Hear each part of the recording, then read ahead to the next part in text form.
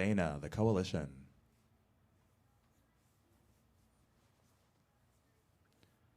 Joining. Where's she from? He? The Koalition. What's that? It's a It's a online coalition. magazine. Yes. Okay. It's an online magazine. Dana, you there? Thank you. Yeah, can you see me? Can Hi you hear me? there. Thanks a lot. Yes. Can I? Just Okay. watch your window for my messages. Say your name and outlet, and you can begin. Yes, Dana Abercrombie, the Coalition. Thank you so much for speaking to me.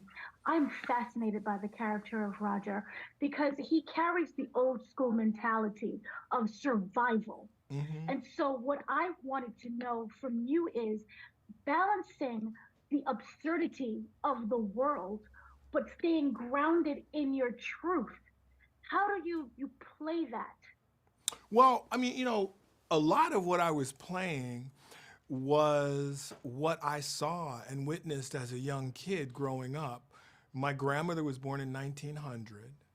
So when I would get around her and her brothers, my uncles, they told me about how it was before. So as a little kid, I was like, but Grandma, why didn't you say, no, I'm not gonna sit at the back of the bus? Why didn't you just go in that store and say, I demand, and she would just look at me and say, well, things were different then. You couldn't do that. I could have done that, and then I would have been beaten, maybe lynched, murdered, raped, brutalized. So these were things that I was taught. Yet I also grew up in a turbulent 60s, so I was all about me and my brother.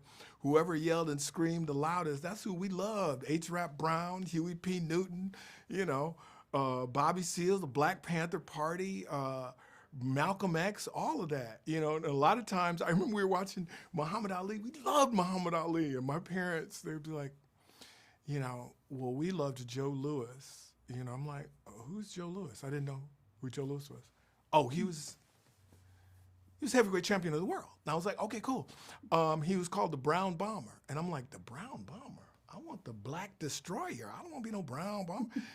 It's just generational. Right. Generational. So I'm trying to embody that. Those kind of black men that I knew and that mentored me, and said, you need to slow down. This is how I would do it. It's a slower route. It's a safer route. When you're young, you don't want to hear that. So there was a lot of truth in it. It wasn't truth in terms of my belief, but it was truth in terms of I know this person. I've witnessed this person. I have these people in my family. I remember whenever my grandmother, we went to private schools, we went privileged. I grew up a privileged life. And I remember my grandmother would come in and the first thing she would ask, are many colored people here? Where we're at? Mm. I said, yeah, Grandma, yeah. Where I bought this new house, this big house. She was like, are any colored families here? I said, yeah. Because she was functioning in her world.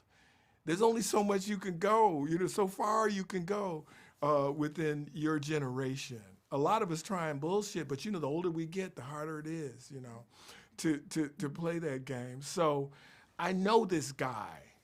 I was exposed to this guy. So that's what I was playing. Thank you so much for speaking to me. Absolutely. It was great talking to you. Cut.